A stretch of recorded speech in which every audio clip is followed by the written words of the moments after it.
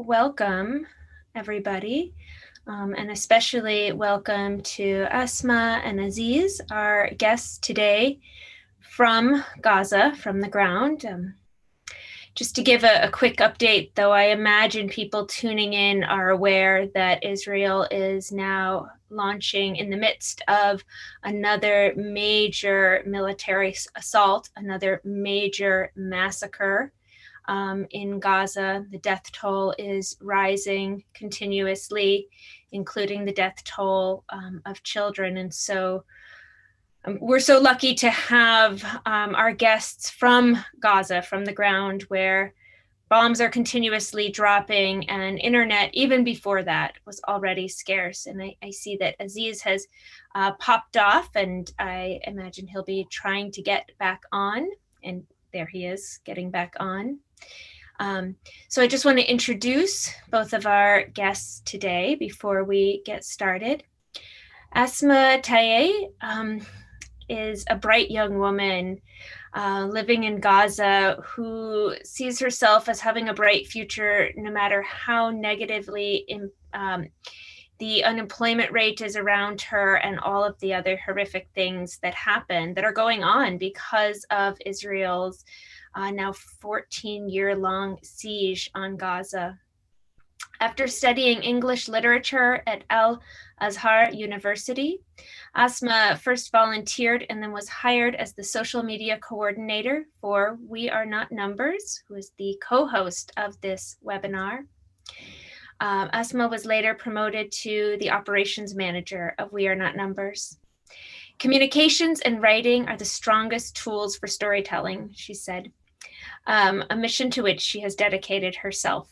She also works as a manager for a rock band in Gaza called Osprey V, and a social media consultant for a variety of NGOs. Aziz Abuzayed sees himself as an unbeatable old soul. He's a freelance translator and educator of English, with the ultimate goal of becoming an ambassador to represent and assist Palestinians everywhere. He identifies as a Bedouin, Palestinian, Egyptian refugee with absolute pride in all of his different roots. He was an exchange student in the US and loves traveling and exploring the world. So if you could just start, either one of you, with your own description of what's going on right now and what life is like in Gaza at this moment. How are people coping and struggling? And I see Aziz has popped off again. So Asmaa, if we can start with you. Okay, sure. So first of all, thank you for hosting me and doing this for Palestine. I actually was trying to think of what to say today, because I have been invited by some friends to be interviewed and talked to in different lives, and I was thinking, what should I say? Because there's so much to say, and I don't know how to pick some sentences or ideas to share. So I would just try to tell you what's going on from the beginning, when it all started in Sheikh Jarrah neighborhood. So the story began when the Israeli occupation forces started to break into houses of Palestinians, and try to give these places, or actually houses, for the Israeli settlers, and they never had the right to do that. But they could do that only because of the protection of the Israeli forces. And actually, such actions has been happening for so long, since 1948, but we never realized that, or they actually didn't have that much of the needed attention in the mainstream media, because they were kind of happening slowly, and this time they're happening in a more fierce or intense way, because they have been stealing houses gradually, and now they are thinking of doing it in a bigger way, in a more inhumane, let me say, way, because this time they are not stealing houses, they're stealing neighborhoods, and especially neighborhoods in Jerusalem. So this time it sounds like, or actually it seems like, um, a big part or a big step in, let me say, cleansing plan that they're working on. And it's all started in one neighborhood, but it's going to come to other neighborhoods if the Palestinians surrender to that and give them some places. And we think that they're doing this so they can later call Jerusalem as their own capital instead of ours. Because if we surrender and give them the right to take our homes, then later they will take over so many other neighborhoods until they have full control over the Jerusalem, and then we will not have any right to even reclaim. So, and then so many protests started to erupt, especially because, and this time it was actually going viral only because of two reasons, in my opinion. The first one is that the people of the Sheikh Jarrah neighborhood were really smart this time to use the social media power to tell more people about what's going on and to actually take some good videos of the events there and trying to be as resilient as they can while asking the help of everyone else around them, not only in Jerusalem, but in other cities around the West Bank and even Palestinians all over the world. So they started to collect people and tell them about what's going on so others can push over to tell more people about these violations. And then the second reason is that it's happening this time in a more fierce way, as they were trying to take, like I said, huge amounts of homes and neighborhoods, not only some houses around the city, especially a neighborhood like Sheikh Jarrah. It's really close to Al-Aqsa Mosque and Al-Aqsa compound. So it would be easy for them to also control the Al-Aqsa compound itself and prevent so many more people from going there. And at the same time, it was happening. Something else was happening, which is that during the holy month of Ramadan, the Israeli occupation forces didn't allow so many people to go to actually perform their prayers there inside Al-Aqsa Mosque. So all of these actions were coming all together, and all people wanted to just say no together and started to protest. And then the attack started on the Gaza Strip only because they tried to stand by their families in the West Bank. We wanted to say no to them trying to take other homes, trying to kill people around the West Bank, only in Jerusalem. And it was our way of saying no to send some rockets. And as you all know, these rockets are nothing compared to how destructive the rockets can be. These are just like warnings. And so we can tell them that we're here and we won't surrender to what you want. And we will just do our best and whatever we can so we can say no to whatever you're doing and to prevent you from taking what's ours. And after that, the Israeli occupation started this attack over the Gaza Strip, and this is the fourth day. And there's so much actually to say if I want to just describe the situation here in Gaza.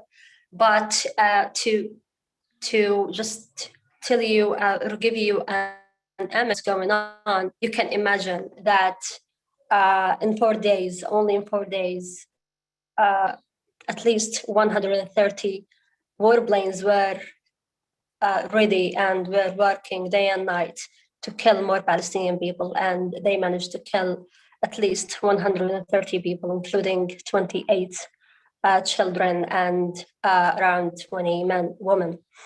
And I'm sure you can imagine how all of this has been happening so fast, so quickly, that we couldn't even realize what's going on.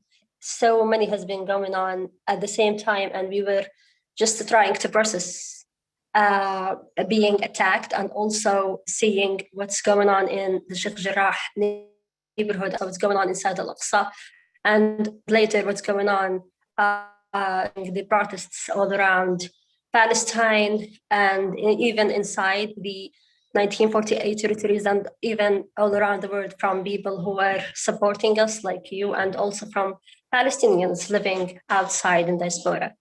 So it's really hard to just process all of that and to have even time to tell you the stories behind all of these numbers that I've just told you. And this is where our mission comes. We are trying our best to work day and night in our team so we can look for and search for more information about the people who were killed. So we can find out how did they used to live before they were killed, how their lives would be if they were not killed. So we've been doing our best to collect all of these information so we can write some stories about them. And I'm sure if you're following us on our social media websites, you would see some of the stories that we collected and published and promoted. And you would be sure that all of these, you would be sure two things. One thing is that the Israeli occupation is not, is just killing people with no regard to any human rights or to the international law or anything. They only care about just killing people and doing so many more massacres without thinking of human rights or anything. And at the same time, you would be so sure that these people are just humans, civilians trying to live. And while trying to live, they just were killed. So with all of the dehumanization we've been living in during just every day of our lives, we were so tired that we wouldn't even bear so much more. Israeli attacks or whatever. We were actually before that too tired of the crises of electricity, water, pollution, everything that you can think of. And all what we wanted is just for Ramadan to end so we can celebrate Eid together. Because Eid, as you know, is a happy occasion for us Muslims. And we wanted to just spend a good Eid, especially for those people who were suffering from COVID-19, like my family, for example. My family got infected, and I was the only one with my brother who were not.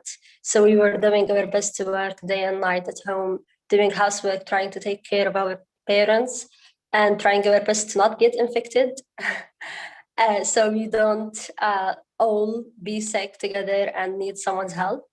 And it was really, really stressful, especially as we lost our uncle due to also COVID-19 because of the bad medical treatment. They couldn't save him, so he died. And we were just trying to process all of that. And then all of a sudden, we're being attacked. And now you'll be all the time thinking about, oh, I might be dead soon. I might even die before I even realize that I'm going to die. So as I said, I can't stop talking. There's so much to say. So I will just give Aziz the floor so he can tell you about what's going on right now on the ground and how maybe last night was. Well, Aziz, you know, the New York Times and other media outlets are reporting today that yesterday Israel tricked the people of Gaza and the international media into thinking that they were already launching a ground invasion. I was one of those who absolutely thought a ground invasion was being launched. Al Jazeera was reporting it. And most importantly, you on the ground must have thought that a ground invasion was underway. What was that feeling like, aside from the absolute horror that Israel thinks it's okay to, play around with people who already have such trauma from so many assaults? What was that like yesterday? Thank you, Ariel.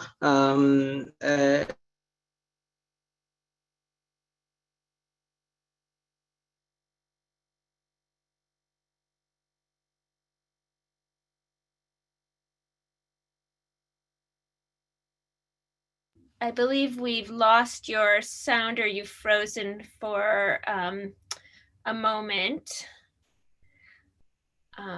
Asmaa, if you want to talk a bit about what that was like yesterday and then as Aziz comes back, we will switch over to him.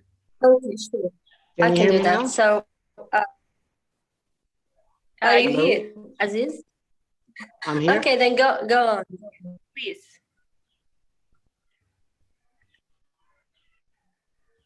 I think we lost him again.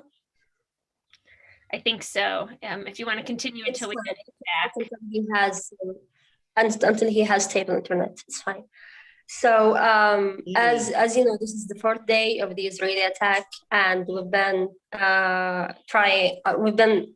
hoping for a ceasefire from both sides, because even though we really want the resistance movement to, let me say, teach them a lesson and tell them that we're not going to keep silent and just stay in our homes without protesting, without saying anything.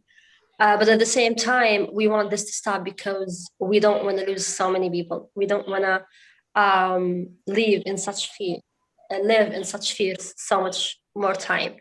And although, like you said, we've been going through so many Israeli attacks, and for people like me and Aziz in our 20s, we've been through at least 3 to 4 wars.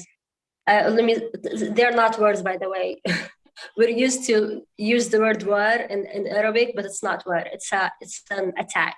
It's a genocide. It's nothing. It's nothing less than an attack. So, I was just saying that we were hoping for ceasefire. We were wishing for that. We were praying for that and asking for that. But at the same time, we really want the occupation forces to realize that we will not keep silent anymore. So with all of that said, we were hoping that they will stop. And suddenly at night around 10 o'clock, we were just hearing all over the Gaza Strip so many airstrikes at the same time. You would be hearing like at least 5 to 8 airstrikes in less than 30 seconds. They would be like boop, boop, boop, boop, boop, all around at the same time. And you would be thinking, you'd be hearing them so close around you. Like one time they would be hearing them from the north, and at the second time from the west, the second time from the east. And you would feel like they are all around you, and you just this a random shot. They're hitting people randomly, and we will be next. And before we even hear the shelling, before we even realize or hear or see the airstrike, it will be on our head, and we will die. And what made really this really so much difficult to realize and understand or even believe is that we didn't have any news. We were checking social media websites. We were checking every news agency so we can realize what's going on from press or medical teams or whatever.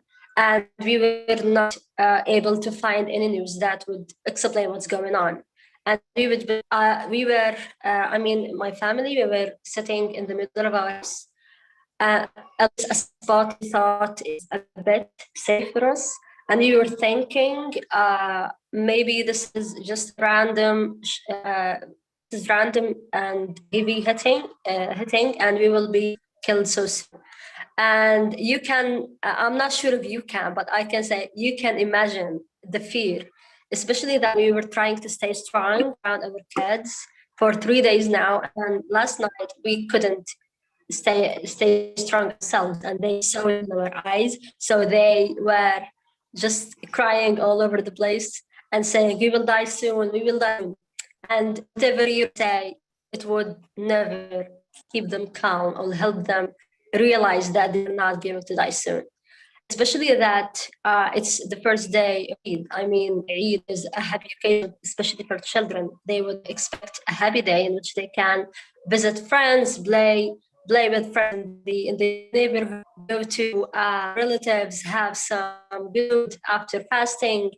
and all of that. And then they had to stay home. They had to be hearing all of these airstrikes all the time. And then just before they wanted to go to sleep, live such horror. So and then we heard that these are just agricultural lands from some news agencies. And we started to count a bit, but at the same time, the sound wouldn't even tell you that this is true. The sounds were getting so much closer. And to be honest, I just started to talk to my God, thinking like, if you're gonna take me, please take me fast, because I'm not gonna endure so much of that feeling or horror. And I'm the one who has been thinking all the time, like, I'm strong, I can go do this. I've never felt afraid during these attacks. And one fact is that most people, I'm not sure if you know that, I'm sorry, Aziz, this is talking Tom, this is taking too much, but I have so much to say. Okay, this is the last thing, I promise. So I'm not sure if you know this fact about the Palestinian people here in Gaza. During Israeli attacks, they would be getting ready for leaving if they have to evacuate.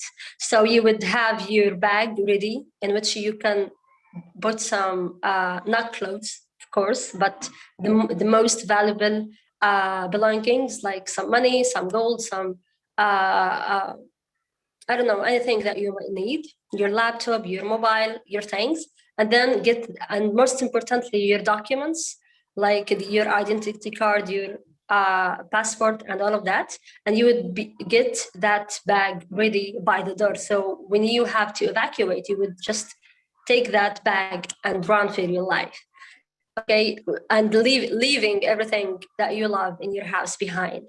So during all of these Israeli attacks that I went through, I never thought of doing that. But this time, yesterday, before that horror that I'm telling you about, I was talking to my mother saying, like, why are we feeling kind of safe, thinking that we were not to get bombed tonight? Maybe we will. So we have to get this bag ready.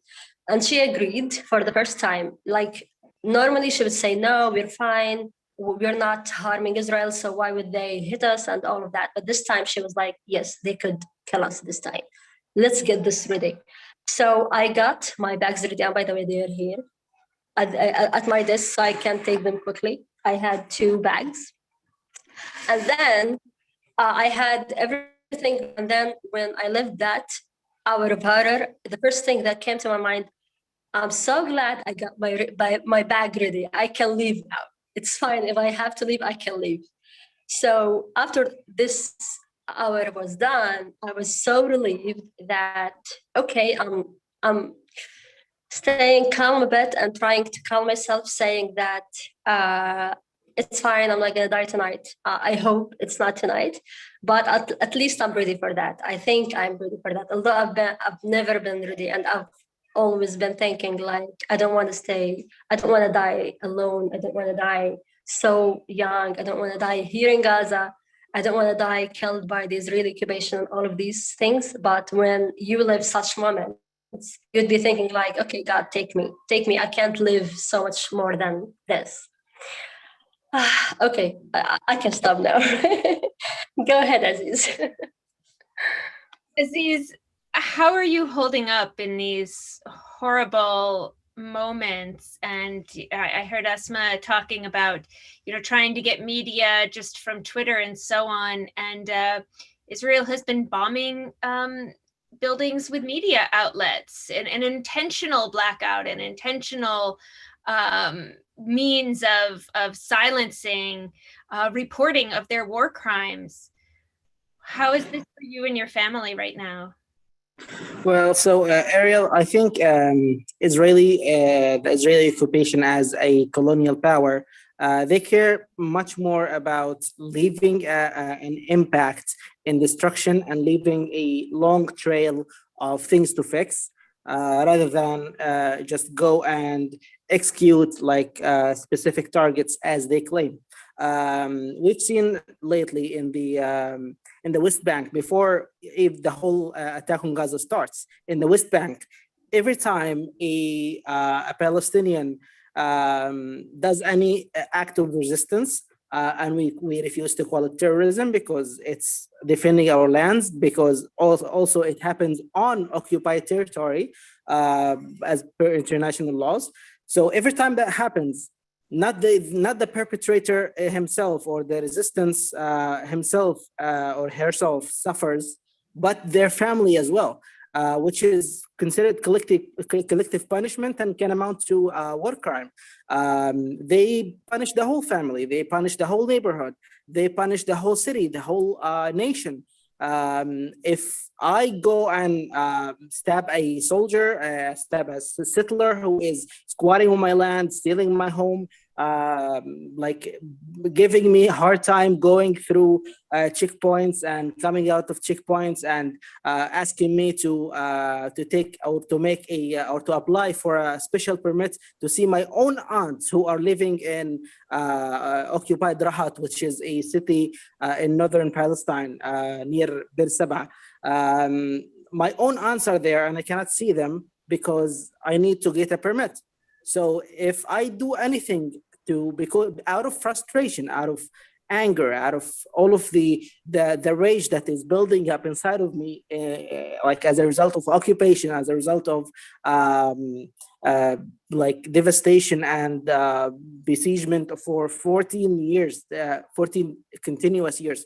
So if I decide to do that, not only do I suffer as Aziz, but also my family suffers, my friends suffer, and not by the meaning of suffering that they will be sad over my death, but they will get their houses demolished, they will get arrested, they will get interrogated, they will get harassed by settlers, by the occupation army, by everyone else. So the collective punishment policy that Israel takes into action is very disgusting, and it's very like horrendous. When you think about an Israeli occupation that does not only attack the office that they consider a threat to them, but they blow up the whole building and maybe containing more than 60 or 70 apartments. Most of them have nothing to do whatsoever, or even do not know of the existence of the alleged like terrorist or whatever, which is also a resistance person, and it is legitimate under international law. So even if they don't know of the existence of that person in the building, they have to suffer. They have to lose their businesses, they have to lose their homes, they have to lose everything that they have worked in their entire lives for. And not only that, next to Al Saraya Square in the middle of Gaza, they even blew up streets. The streets, they cut streets. And this happened before in 2008. It happened in 2014. They blew up the only bridge that connects Gaza with the middle and south areas of the Gaza Strip. So there's no contact whatsoever between Gaza and, let's say, the Rafah crossing, which is important in these times because, for example, the Egyptian government decided to allow injured Palestinians to be treated at Egyptian hospitals. Let's think of a scenario where Israelis decide, and I think it will happen if the fighting kept going on for a little bit longer. If they decided to blow up the bridge that connects between Gaza and the middle area. So if that happens, and the Palestinian hospitals are all filled up because of COVID-19, because of the growing inefficiency of the health system in Gaza, because of the continued siege, the lack of resources, even the internal like political division, which is affecting also the health system. So all of these layers together on top of each other, we end up in a kind of like I can't say a prison, because a prison has a clinic, it has a doctor, which is enough for all the inmates. But here we don't have that. Even doctors, even those people who are supposed to be helping us, they're not receiving salaries, they're not receiving their rights. They are deprived of opportunities to train abroad, to learn about new medicine. It's I mean, it's an ongoing genocide. Maybe it's not as fast as what the definition of a genocide is, but it is. It's a slow killing of a whole nation or a whole people. It's either you die here or we drive you out, and that's what they want. They want us either not here or in graveyards, like their leaders. One of the founding fathers of Israel once said, "A good Palestinian is a dead Palestinian." So, like, sorry, they didn't mention Palestinian. They do not. They never mention Palestinian. They say a good Arab is a dead Arab. So, to think about dealing with a mentality like that, it just blows your mind. And as a person who studied in the United States before, and I've been in contact, in touch with American people, they could do better with the leadership that they have. First, Trump cutting all the aid to Palestinians and keeping that of Israel, and changing the status quo that consecutive administrations have been keeping up for the past, I don't know, 22 years. I mean, it's frustrating on all levels. It's frustrating. So we're reaching the end of our half hour, which is fine. We're going to go a bit over. As Israel works so hard to silence the Palestinian struggle and to silence just the humanity of Palestinians, tries so hard to keep the world from recognizing that Palestinians are human beings with the full same humanity as everybody else. Would you talk about your work with We Are Not Numbers, what your organization is, and what it has done for you? Either one of you. Yeah. So We Are Not Numbers is a collective of youth. Like, we are a small group of youth which are expanding. We are growing from a small number. We used to be about 10 people. And now we have over 100 writers all over the world. We started in Gaza. Now we have writers in Gaza, the West Bank, occupied Palestine, the diaspora, Qatar, Europe, the United States, Canada, Chile, many places around the world where Palestinians have stories to tell. And they're not just stories about death and killing and misery and the occupation. And we don't want to give them the satisfaction that our life is all about them. But we have other aspects of our lives. So we also try to write about falafel. We write about going to our grandmother's house. We write about Eid. We write about Ramadan. We write about different things that could be culturally inspiring to Western audiences, and maybe a little bit eye-opening to help the world realize that we have been here and we have a collective, or we have accumulated a kind of culture that doesn't spring up out of nowhere, as they claim that we have or we are. We Are Not Numbers is not only a platform for us to write, it's also let's say a club where we meet, we play PlayStation, we tell jokes. Believe it or not, I'm the silly guy in the office. So, like, we go there as a kind of treatment, as a kind of therapy, to deal with, or to be able to vent out the injustice that happens around us, the complex layers of oppression that Palestinians are exposed to. For, like, let's imagine and we have that example. Let's imagine a Black woman who is a Muslim and Palestinian and lives in Gaza Strip under Israeli occupation. So you can imagine the layers of oppression, of minority that these people live in. And like, let's say, there are different shades of that minority groups inside of Gaza that we feel layered oppression and violence, and the cycle of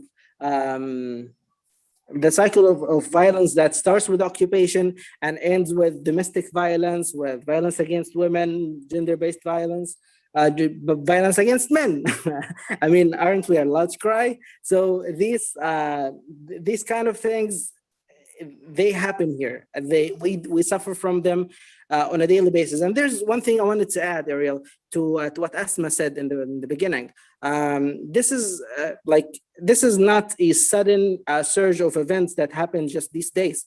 This whole situation has been going on for years, for like 73 years. And whatever happened different this time is a collective of layers that helped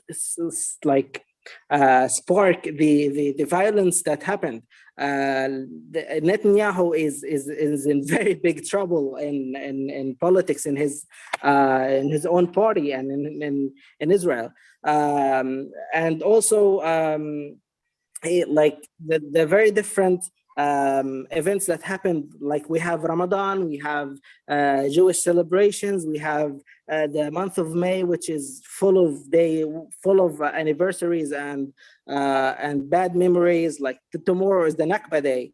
So the whole collective of things, with a single spark of a Palestinian American man deciding that he's got enough of the occupation, and he's decided to shoot the settlers that are sitting on his land. That sparked the international outcry. Not us, not our suffering. The death of Israelis, the death of settlers, the death of religious school students. This is what happened that sparked the international outcry. And then everyone is suddenly looking at Palestinians as terrorists. Everybody is looking at the situation as a provocation by Palestinians, and then Israel has to retaliate. And now we have the cycle where one side reciprocates to the other. If you hit me, I will hit you. It's like a child play, you know. Except in a child play, you would have two equal sides, two children. But in our case, we have small projectiles that they call rockets, and they have multi-ton American-made missiles that can destroy a whole neighborhood. So who am I to judge? Absolutely. So I want to give our viewers a few things that we can do here in the United States. If you go to codepink.org, you will see we have a number of petitions. We have one asking President Biden and Secretary of State Blinken to end or at least suspend U.S. military assistance to Israel. We are also joining with Representative Ilhan Omar to call for a congressional hearing on the situation of Palestinian human rights and how U.S. tax dollars, U.S. military assistance to Israel is contributing to human rights abuses. I'm going to put those in the chat. And we encourage folks to sign on to those. And again, you can find them on codepink.org. Asmaa and or Aziz, do you have any final thoughts, messages you want to send out to people here in the United States and across the world? Yeah, and we'd also love to have you back on soon. Hopefully this will, in the next couple days, hopefully this will be over. Hopefully it was yesterday, inshallah. But we'd like to continue to have you on. But please, if you have any final thoughts before we end for today.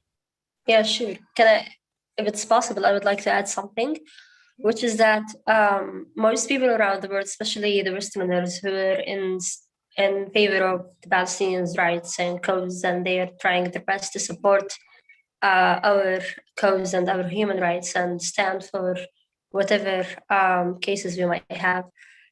Most of them either through our work and we are numbers or as friends, they have always been asking us about what to do and how they can help and how they can support us. And for that, we have so many answers, but a quick one would be, this is just my personal call. Please don't think of us as heroes. Don't think of us as people who are used to be resilient and strong, because sometimes we're not, and sometimes we have to be weak so you can support us and find a way to support us.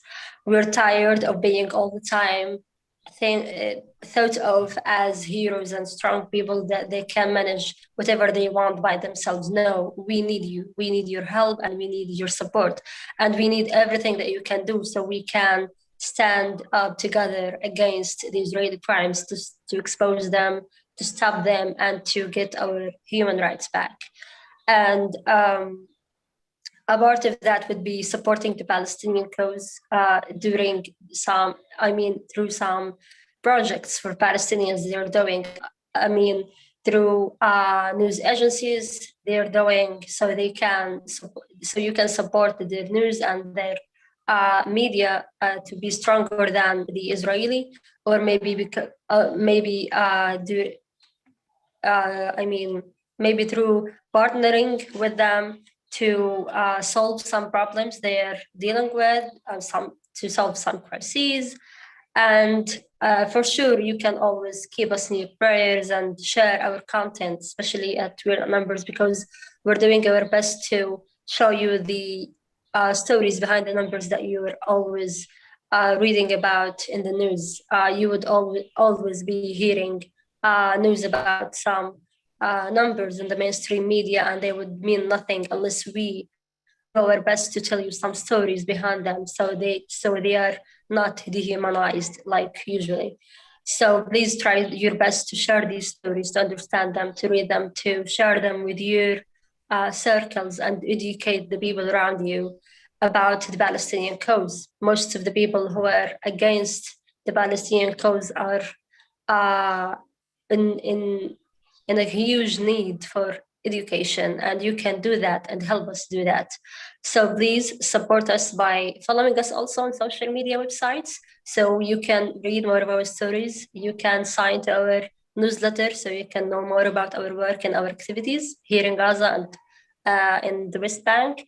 And you can always also donate to us so we can help more Palestinian writers to write more stories and have more jobs so they can keep going and help their families. You can do so much. You just need to start by understanding that we need you and we need your support, and sometimes we're not that strong. And second, do something, take action, because it's not enough to just say some comments on social media. We truly appreciate that, and we love that, and that's what help us to keep going and be strong all the time. But please, we are just asking you to do more and to show us some action, because we need it. Thank you so much. And of course, thank you so much for doing all of this for us. We'd love to have you back on in the next couple days for update and further conversation and just solidarity with you. Okay, thank you so much. Thank you so much.